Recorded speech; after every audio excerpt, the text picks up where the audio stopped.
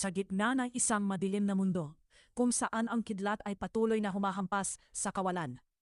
Isang tinig ang umalingaw mula sa kaibuturan ng lupa. Ang tinig ni Gaia. Gaia, Uranus, ikaw ay isang ama na walang awa. Panahon na upang ikaw ay pabagsakin. Sa kadiliman, nakikinig lamang si Kronos. Ang kanyang mga matay nagniningas. Tinawag siya ni Gaia, at sa kanyang palad lumitaw ang isang naglalagablab na karit. Gaia, gamitin mo ito upang mawakasan mo ang paghahari ng iyong ama. Tinanggap ni Kronos ang sandata. Ang init nito'y dumadaloy sa kanyang mga ugat.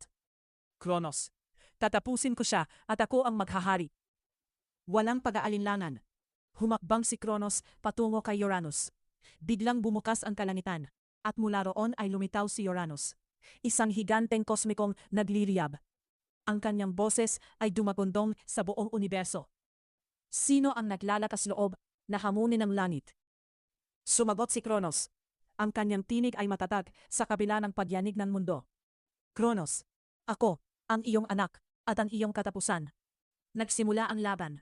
Lumindol at bumagyo, nagbanggaan ang kapangyarihan ng ama at anak. Uranus, walang anak ang makakatalo sa akin. Kronos, hindi na ako ang iyong anak.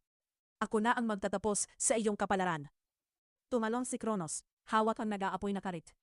Isang malakas na kulog ang umalingaw-ngaw, kasabay ng paghampas ng enerhiya. Tinamaan si Uranus sa dibdib. Sumabog ang liwanag, at kasabay nito ang kanyang kapangyarihan. Mahina siyang bumagsak. Nanginginig ang tanawakan. Uranus! Mahina! Uno ng galit. Ngunit tandaan mo ito. Ang sariling mong anak, ang wawasak sa iyo. Bumagsak si Uranus. Nagkakawatak-watak ang talangitan. Nagtagumpay si Kronos.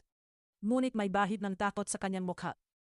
Kronos, sa sarili, malakas ako at walang makakatalo sa akin. Tahimik na dumilim ang paligid. Lumitaw si Gaia.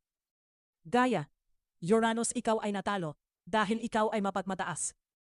At sa araw na iyon, isinilan ang isang hari, at kasabay nito, ang kanyang kinatatakutan. Salamat sa pakikinig. Mangyaring i-follow, i-like, at i-share para sa marami pang ganitong kwento.